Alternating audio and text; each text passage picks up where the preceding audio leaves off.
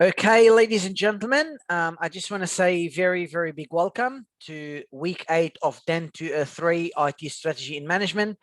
We are now getting on home stretch. We basically have a few more weeks of, introducing new materials, and then we are going to be having to go and start preparing for the final exam. You guys already submitted the first assignment, which I'm very, very happy you guys did. And it's about basically continuing to go and work on the second assignment now and making sure we're going to be able to go and drive you to get the right outcomes.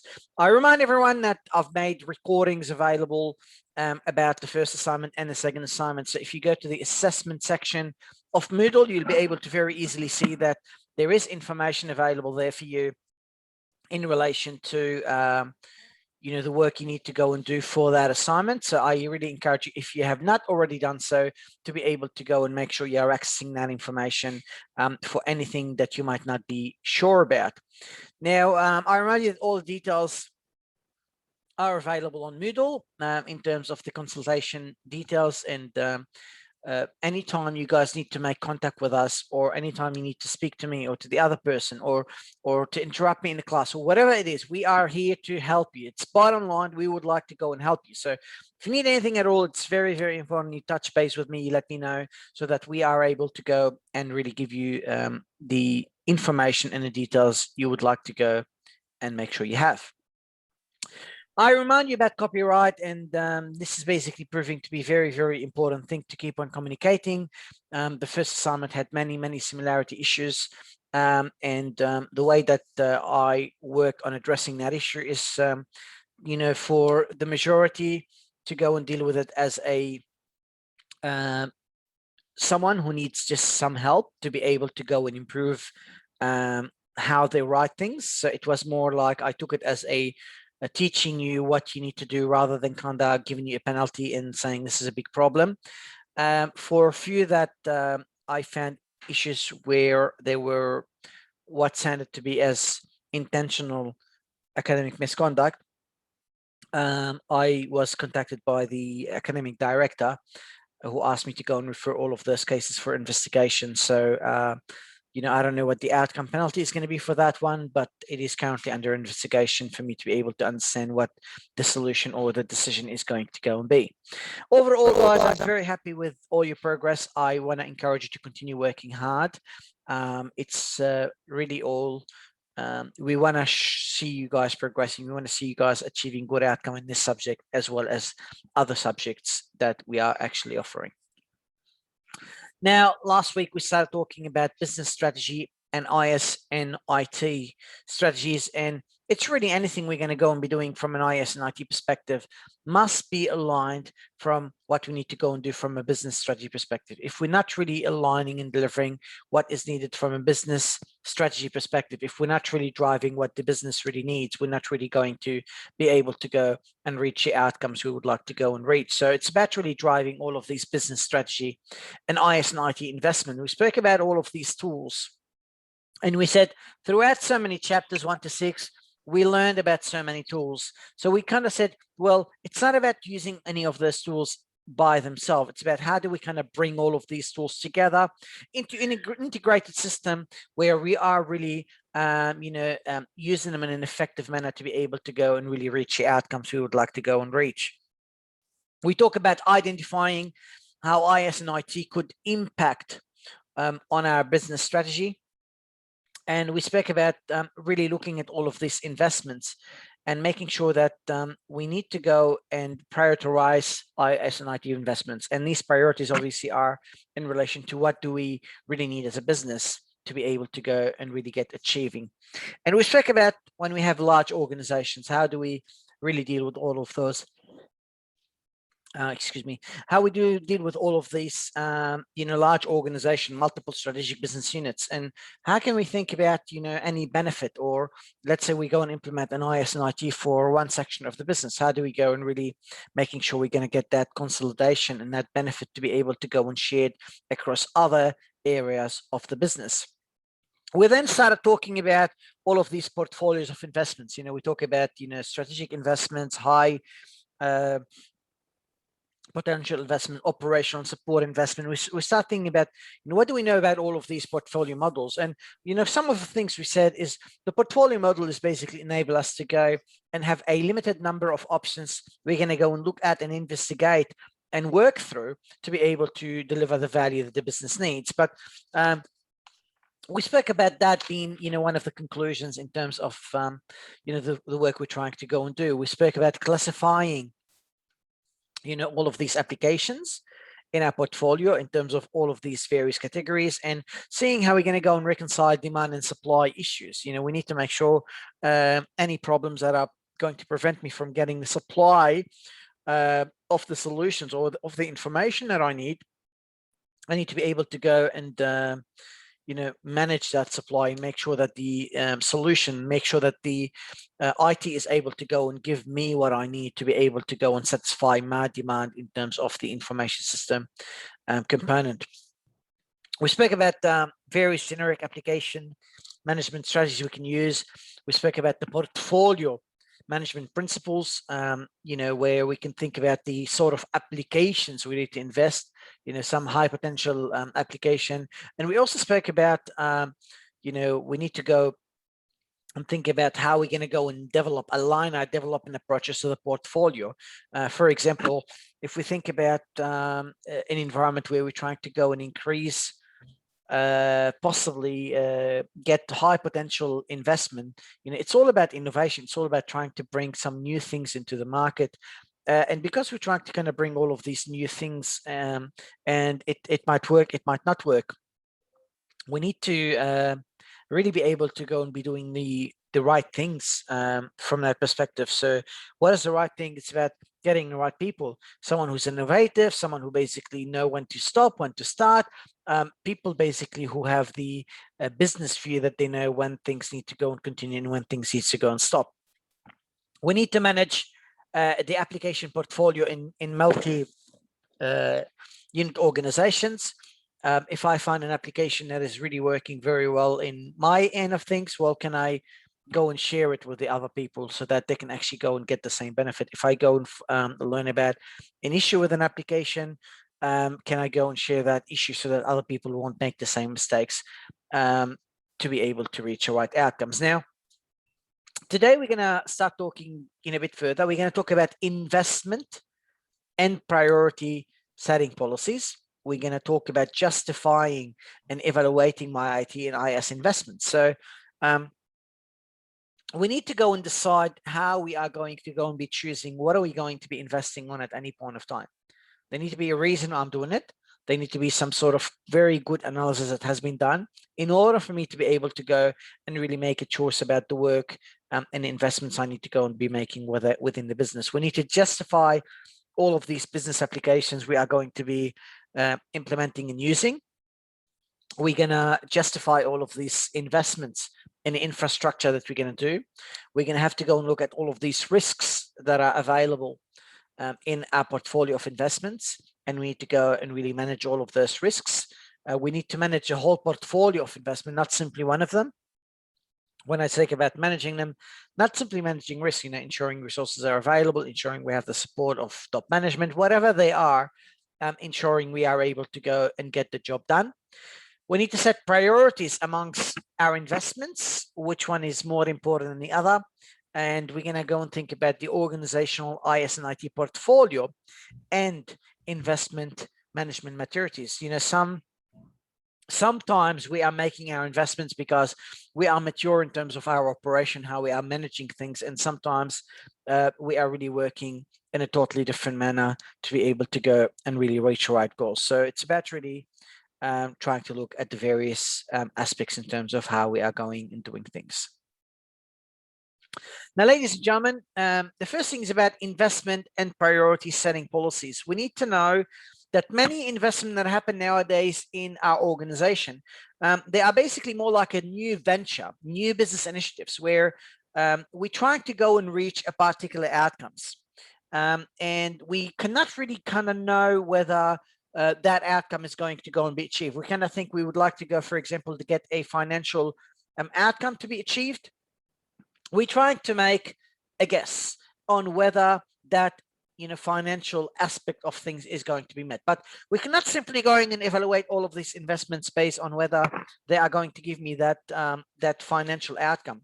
There's more ways I need to go and really go and think about evaluating all of these investments. So we need to think about many other things than simply that particular financial return on investment. If no consistent justification approach is followed, what will happen is we might go and start really accepting investments that might not give me the biggest contribution, and refusing investments or delaying them that would basically have been actually able to go and give me a much better and high investment. So we need to kind of try to go and get to a way where we are having a very good process. We need to justify why are we going to be investing in a particular thing. Is it going to help me to go and generate the right value that I would like to go and really get done? The limited factor from being able to achieve the right outcome is normally either funds or people.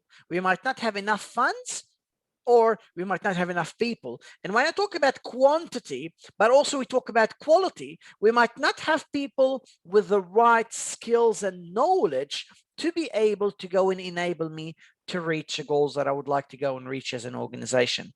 So we really need to go and actually have a priority. We need to go and have, enable the maximum return from the use of a particular resource. If we're not using that resource and maximizing the value, we are basically simply not getting the benefits that we would like to go and really reach. So it's about really reaching the right goals and using our resources in the most appropriate manner. Let me ask you a question, guys.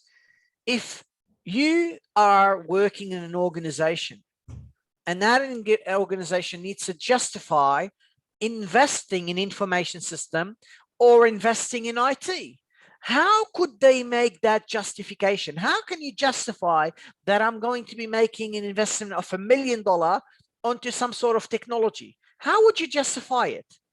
On what basis? Can you think of any?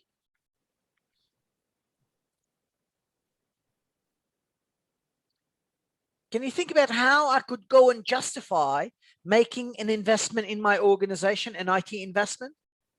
What sort of things I can present to the management to justify my investment?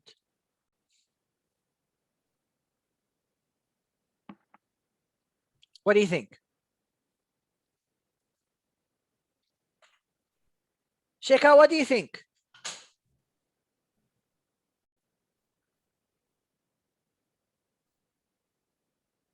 I think we have to make the long-term portfolio and a lot of strategies about how we're going to organize the thing.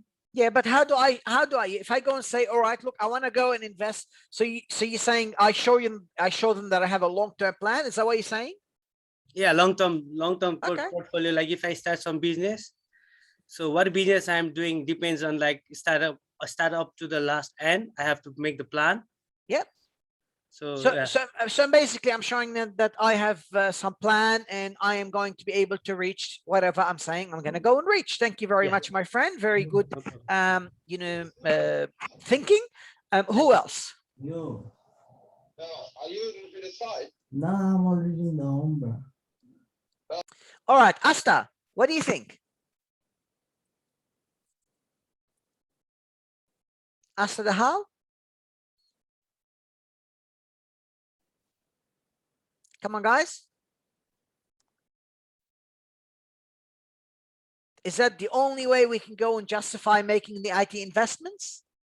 Or there are other things we could go and think about? How can external and internal things as well, like we have to check the market inside, outside. Okay, show them that we've done an internal and external analysis. Thank you very much, Shekhar. I really appreciate it. That's very good, because you need to show them that you know what is happening in your business, any problems, any issues, but you also need to show them that you're looking at the outside environment, any opportunities, any risks, and so on that are available. Thank you very much. Now, depends on the current situations, like how it's going. We have to innovate our, like plans and ideas, everything. Yep. So making Long-term adjustments. So memory, show them that based on yeah. what's happening, we need to go and Yeah. innovate our ideas. Correct. Now, guys, we are all here, you know, doing a bachelor. We're going to have to go and work with a lot of people in teams and organizations. So it's very important you guys also contribute. I really appreciate Checkout contributing, but I also want to listen to other people. So please, I need also your contribution. How do you believe an organization can justify its IS and IT investments? How could they justify spending $1 million on a technology? If they get promised and the cost benefit for that. Okay, so they make, thank you, Biraj, they make a cost analysis benefit. They basically try to go and present that there's going to be a benefit that is actually available. Thank you very much. That's awesome. What sort of benefits could they try to go and show? Can you guys think of any benefits the organization could go and try to show? Time management. Time management. So it's going to be able to maybe get things done more quickly. Is that what you're saying? Yeah. All right, correct. So if we get things done quickly, 100%, that's a benefit. You know, maybe you know, you're operating in a quicker manner. You have more time to be able to go and do other stuff. That's great. Anything else? Customer satisfaction. Yeah, absolutely. We are going to make the solution. We're going to have more customers that are actually satisfied. Awesome. What else? Something relating to the customer. Capital gains. Capital gains, more money. I can attract more customers. People I'm not serving at the moment. For example, if I go and create a new business model and start operating on the internet instead of in physical stores, you know, I'll be able to get that benefit. Anything else you guys could think about? Blend in with the current market needs. Yeah, absolutely. I'm looking what, you know, how the needs of the market are changing. I'm looking and I'm meeting my needs in alignment with what the actual market is needing. It's actually very, very awesome, guys. We need to really justify, and there are so many ways we need to be able to go and make that justification. A lot of time as an organization, we use the money. Is it gonna give me money? Okay. And so many methods available. I'm not going to talk about all of them now, but we'll definitely be discussing them further in terms of the webinar. Something like the payback method. You go and say, all right, I'm going to be making $900,000 investments. I'm going to get back 300 in the first year, 300 in the second year, and 300 in the third year. The payback method says, okay, in 3 years, I'll get my money back. And that's basically their method of analysis. When am I going to be able to get my investment back from the organization or from the project? That's one way to go and look at it. There are other ways we need to go and look at it, such as benefit to the customer, more efficiency, better satisfaction, whatever they are. We need to go and we look at all of these things, but we really need to go and classify all of our investments. How? In terms of how they can be justified. For example, sometimes you have the investment is, you know, substitutive. So what does substitutive mean? This technology, I'm going to remove a person from my employee, for example, and I'm going to be able to go and replace the employee directly by having, you know, a machine doing it. For example, a system like an electronic data interchange is a system that basically could go and automatically go and monitor the system for how much inventory you have of any particular stock item. And then automatically knows based on the rules when they need to go and issue and request more orders. And when they go and really request all of these new orders, what's going to basically go and happen is automatically the system of their supplier will automatically assess that particular order and send a response back to say whether they are able to go and fulfill that particular order and the quantity that is requested. So in that example, the technology has been substituted completely by what? By the person has been substituted completely by using that technology. Sometimes there's a technology that is basically complementary. For example, it's complementary to a human being. For example, when you go and do a check-in of baggages in an organization, you basically go and scan potentially a bag.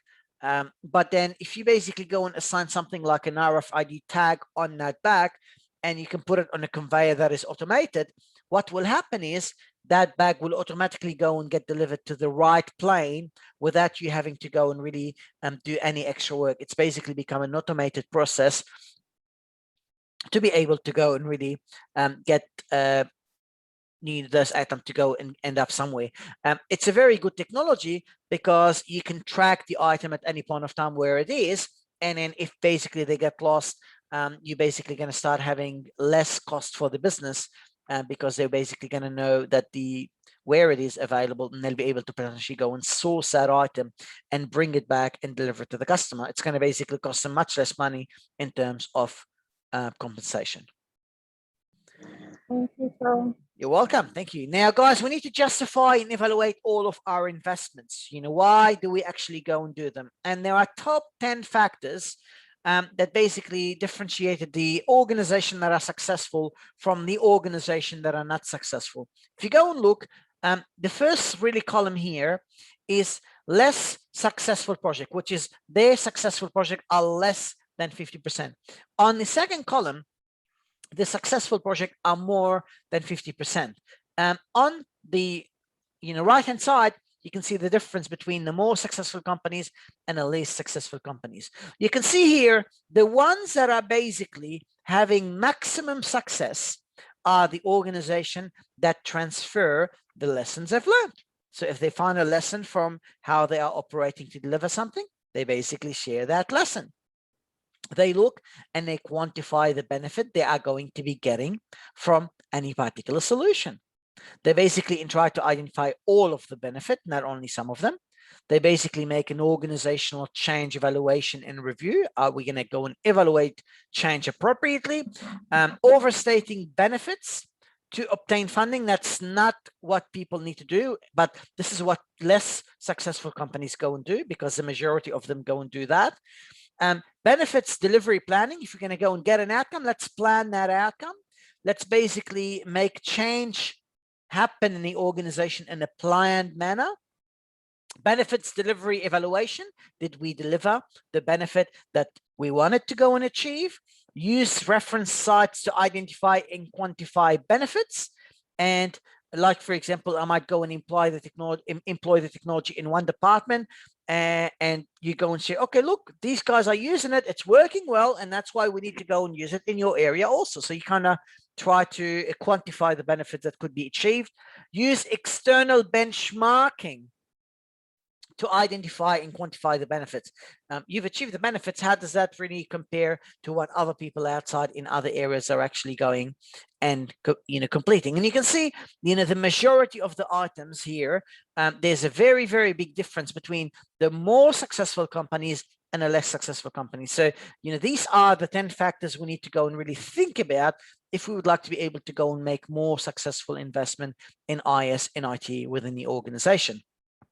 Now, we need to go and justify why are we going and investing into something. And what you basically need to go and actually think is the extent to which benefits can be justified financially. In support application, it's all about basically working more efficiently. So we can justify things, and you can see this like a dollar sign. We're going to get more and more money. We're justifying that in terms of the money that we are able to go and generate. Key operational, well, what we're doing there, we are avoiding known or potential disadvantages and risk.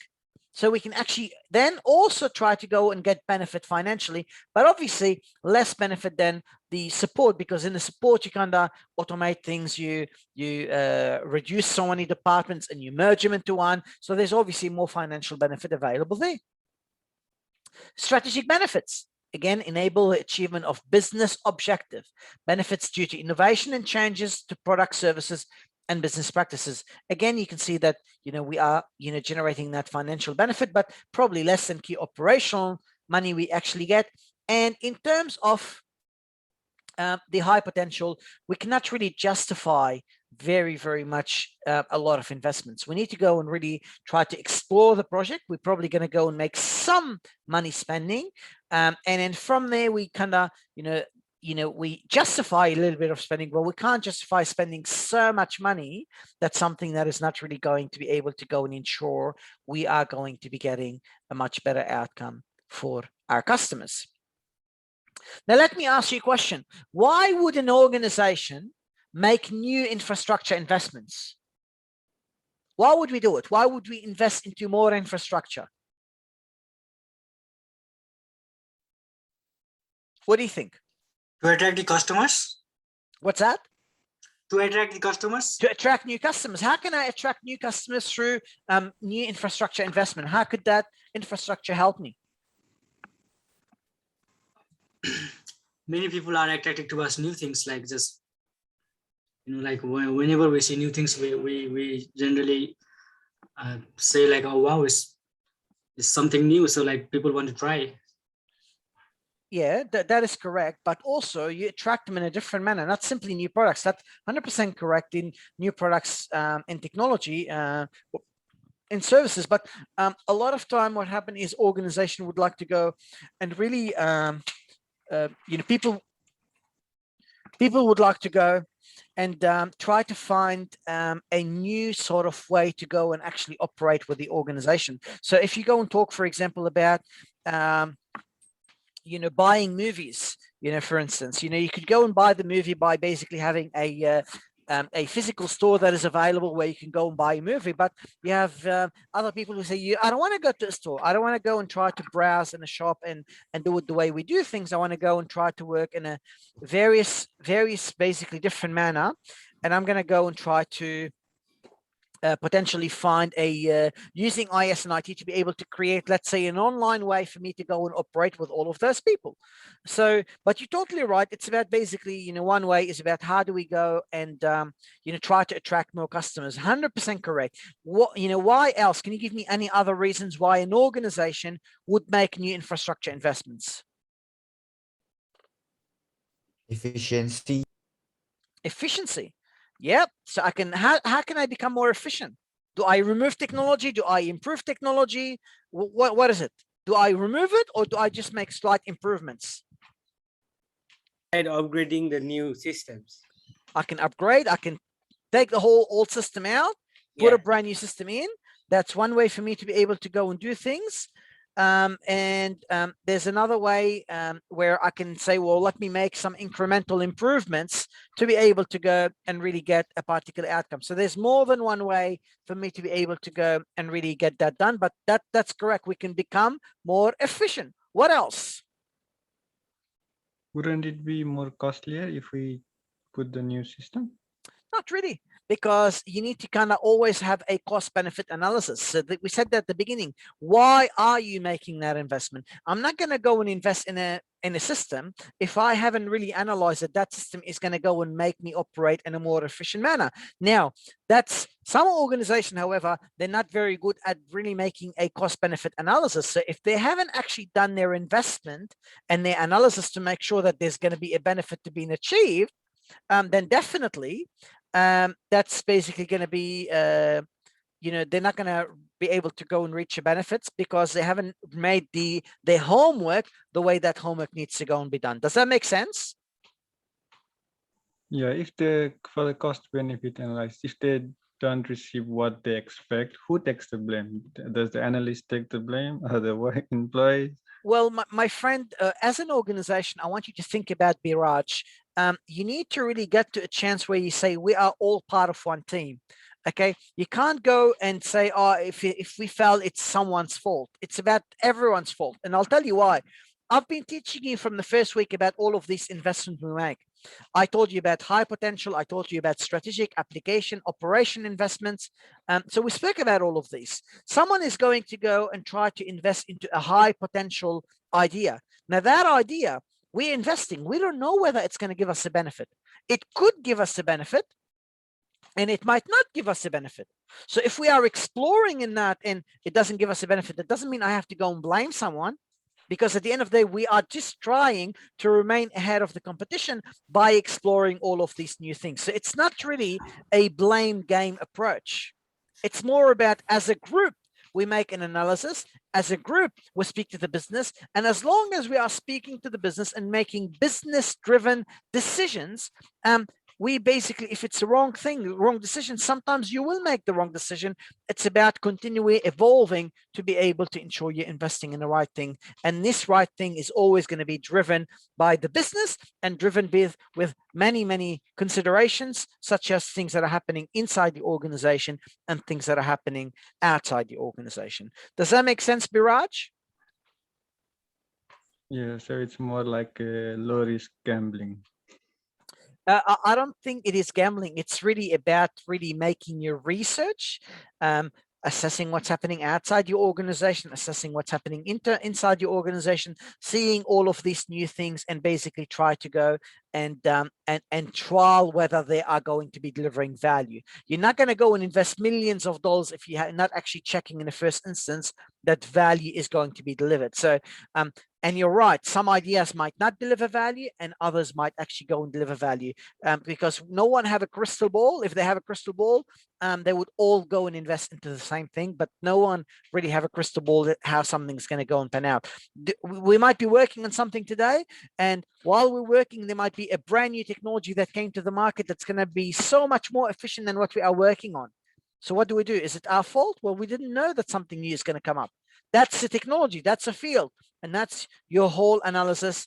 And people who can analyze more and research more are the ones who can basically go and get more the outcome that needs to go and be hopefully achieved. Clear? Yes, sir. Any other questions, my friends? Very good question, by the way. Thank you very much. Any other questions? Okay, guys, there's so many various investments, and to kind of follow up on what Biraj said, I told you we need to be kind of linked and business driven. We need to link our infrastructure, we need to link our investment to what the business really strategy wants us to go and do. And when we're thinking about why we're doing it, it's many reasons. We might be wanting to go and reduce business and IT operating costs of running and supporting our existing application. So it's cost space. Why? Because every dollar I'm saving is really a dollar that I'm making. So I basically go and follow that approach of trying to go and make things done in a cheaper manner. Others say they want to enable or even create growth in business volumes. We want to go and try to potentially go and attract more customers to be able to go and make more money. We want to deliver new or plan applications, new applications, something that, again, deliver value to the business, or something that we're planning to go and deliver. And that's why we're going to go and make the IT investment that is needed to be able to go and get that job done. We want to deliver a new ways of us working. Let's say a new business model. How do I do it? Well, I need that infrastructure. Without it, I can't get the job done. I need to create a new business capability. Let's say we would like to go and be very good at data analytics, and we need to be able to get the infrastructure that is going to go and be making an analysis. Well, that's what we need to go and look at. We need to really get that infrastructure and use that to be able to build that capability that we would like to go and really build with our organization. Now, let me ask you this question. Can you think of any risks associated with making technological investments? Any risk you can think about? If I'm going to go and invest into new technology, any risks that you can think about? There is always a risk of not making up to the technological investments payoff every time. Yeah, you might not be able to go and get the return on investment all the time. That's totally one that is correct. Yeah, you might not get your return on investment. 100%, my friend. Anything else? Any other risks you guys could think about? Market may not accept it and it may go totally down the drain. Okay, well, let me ask you a question, my friend.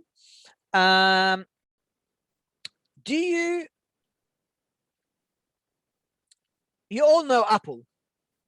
Do you think Apple have always been a successful company? No. Okay. Well, when Steve Jobs was in charge, were they always successful? No. Okay, can you give me an example when were they not successful? Apple Mac 2, the Macintosh computer, second version. Does anybody here know that Apple was a company that was almost bankrupt? Anyone knows that? Yeah, I think when they finished building their first Apple Mac, the computer, and then they tried to build the second one on that time, I think there was something wrong with the company. Yeah, there was many. They actually almost went, went out of business, and yeah, it wasn't always successful. So there are always really risks with making technological investment. Like the technology might not be accepted by the market as a very, very good one. For example, now you know that Nokia is doing many, many new mobile phones. Are they good mobile phones or bad mobile phones? The new mobile phones of Nokia. Pretty average. Yeah. What's bad about them? Sometimes it's not cost effective, sometimes like not the latest technology. It's Yeah. not Apple. It's not Apple. I think that's really what the problem. It's not Apple. But then if I have people who basically use Samsung here, they can say no, it's not Samsung. So then we'll have into that argument. No, Samsung, no Apple. we don't want to go there. But guys, you know, you need to go and really think that they might even be doing good technology. They might be able, be getting a lot of good things down. But once you lose your market, it's just going to basically be very hard to be able to go and grab your market share again. Like things go and change very quickly, and you have to be able to go and respond very, very quickly as an organization. So the market really drives whether something you've delivered is actually accepted or is not accepted. What else you could think about? Any other risks? Well, if Tesla is when Tesla is at the top of market, and if you invest in some alternative to Tesla cars, then that really would be a risky investment, don't you think? Okay, so when you're trying to kind of compete with them, is that what you mean, or when you're trying to be different? Well, to compete with them. Yeah, absolutely. When you're trying to go and compete with someone, you're going to have to go and compete on price and make things cheaper, and that's basically another risk. Sometimes you might go and say, no, I'm going to go and operate in a different manner. I'm going to go and try to make something that is against that company, and in that instance, you might be able to go and see that new things you're investing in is going to go and generate the value you would like to go and generate. So there's obviously various ways for us to be able to go. And bear in mind, sometimes the technology that you might go and try to invest in might be, not well-tested technology. Sometimes that technology might not deliver the value you want. There's all of these things we could go and think about. But mainly, guys, you need to think about so many various risks: technical risks, financial risk, and business change, and organizational risk factors. There are so many of them, which we'll need to go and be discussing. But simply, for example, financial risks, maybe you're investing way too much money, maybe the project duration is too long, maybe you're not having appropriate project cost control mechanism. If you're talking about technical risks, you might be having a very, very complex system that you're trying to do. You might be trying to invest in a brand new technology that no one has basically proven that it works well. You might not be having people with the right technical skills. You might not have the business knowledge of the project team. They might not know about what's happening in the business. And if you go and think about things like business change and organizational factors, one very, very important factor is senior management's commitment. If senior management is not committed to be able to go and support the organization, that is basically a problem by itself. User commitment of resources, knowledge is another one. Stability of the organization and all of their stuff is a third one.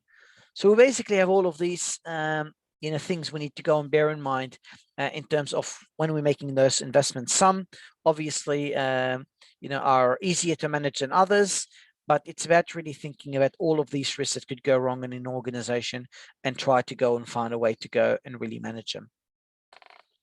We need to manage the portfolio of our investment. The majority of our investments are managed as a portfolio. And that portfolio have many, many challenges to be able to go and manage it. There are, in a project portfolio management, there's so many constraints relating to our resources. We don't have all of these resources that we need. So we need to kind of manage our resources appropriately to deliver all of these portfolio of investments that are required within the organization. A lot of time we might be investing money into something, and it's very, very hard to stop our investment, because we might invest $1 million and see, okay, we've lost $1 million, and we invest another 500,000 because we're gonna try to solve the issue, and you invest an extra 500,000, and then after you say, well, yeah, I know we still didn't get the money, but we're going to continue investing. You invest another 500,000. This is what we call an escalation of commitment. You keep on increasing your commitment. You keep on spending more and more money. on that particular project that you're trying to go and deliver. That's basically hard. A lot of time people find it hard to be able to go and really change and stop that particular investment. The wide variety of project types, both application infrastructure and how all of these projects types depend on each other. A lot of time for resources, a lot of them for the money, a lot of them in terms of the top management commitment. Although they're different type of projects, we need to go and make sure that we are having the right managing that dependency and ensuring we are having the right resources to be able to go and really manage them at any particular point of time. The difficulty of identifying and valuing many of the benefits and accurately attributing both cost and benefit to specific investment. We need to really know the cost and benefit. Without them, we won't be able to go and really reach the right goals. So these are some of the things to really go in mind. When it comes to go and thinking about all of these portfolio of investments, we would need to be able to go and do to be able to really get the right out. Continue. Guys, we need to set the right priorities among all of our investment within the organization. We need to know, what sort of, which one are more important, which one are least important. And when I say about the priorities, we need to kind of be very, very careful in terms of not simply doing all of our priorities into one area. We can't simply invest in high potential projects. We can't simply do strategic projects. We can't simply do operational projects. We can't simply do support projects. It's about really thinking about all of these mix of all of these investments and the work we need to do. And based on that, we'll be able to go and really try to go and reach goals we would like to go and reach. It's about really thinking about all of these potential investments that we are able to go and really look at. And it's about really looking about what we need to do in terms of the risks and benefits. We must assess the risk, we must assess the benefits. And you can see here, some items give you low risk and low benefits, such as, well, actually low risk, but it could get you some potentially, decent benefits, which is the support sort of projects. If you look at key operational, your risk might be increasing. And as basically the risk starts reducing, you'll be able to go and have more potential benefit on top. Strategic, it's basically kind of medium risk and high benefits that you are able to go and achieve. And high potential is really high investment and high risks, and a lot of time there's a high benefit if we are able to go and really reach the outcomes we would like to go and reach as an organization. Now, ladies and gentlemen, when we are making all of this, investment, organizational, IS and IT investment portfolio, sometimes you actually achieve the goal you would like to go and reach, and sometimes you don't. Like sometimes you are unsuccessful in your delivery. Sometimes you have moderate success. Sometimes you have, success, and sometimes you are very, very successful. And whether you are able to really reach success or not, it really depends on so many various things. For example, when you are unsuccessful, is when you don't have a proven methodology, you're not using a consistent methodology, you're not doing a decent risk business case analysis and analyzing and making sure that whatever you're working on is actually going to really generate the value you would like to go and actually really generate. When you're kind of getting moderately successful, you kind of have some methodology, but it's basically ineffective management of our portfolio. Okay, ineffective management of our cost and benefit. We're not really reaching all of these good goals. We're not really investing. We're making investments, but we're not investing into the right things. We're not investing into the items that are business driven, that are meeting the goals of the organization. When we get success, but it's step 3, well, we are getting some benefits to really go and get delivered, but sometimes we get the benefit, sometimes we don't get the benefit, because sometimes we look at what the business needs and sometimes we don't look at what the business needs, and basically we don't implement the change in a manner that we would like to go and really implement it. And when we get the highly successful delivery, it is where we have a life cycle approach to benefit management, demand led with business ownership. We know what we want, the business owns it, they tell me what to do, I work to go and deliver the benefit, and we together help us to be able to go and really reach the right goals. So it's really about thinking about, the project delivery, why we're delivering something and how we're delivering something. It's about thinking about selecting the right project, and it's about really ensuring we are able to go and really achieve the benefits that we would like to go and achieve as an organization. Now, ladies and gentlemen, do you have any question about my lectorial, what I've covered so far in terms of the lectorial?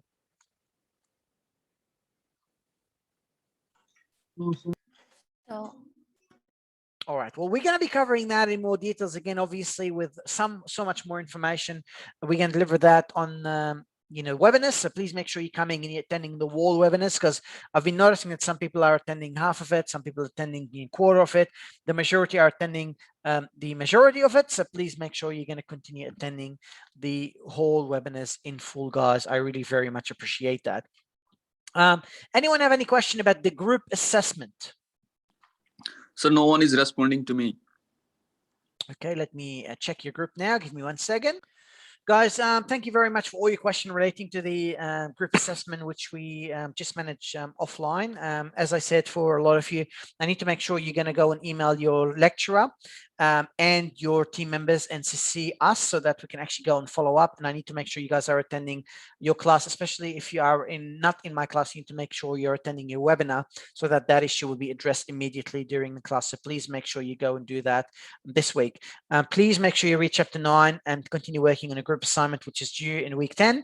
And I just want to say thank you very much for all your hard work. Continue working hard, and let's hopefully try to be able to go and get the right outcome. Have a great day, guys. Thank you very much for all your hard work. See you later.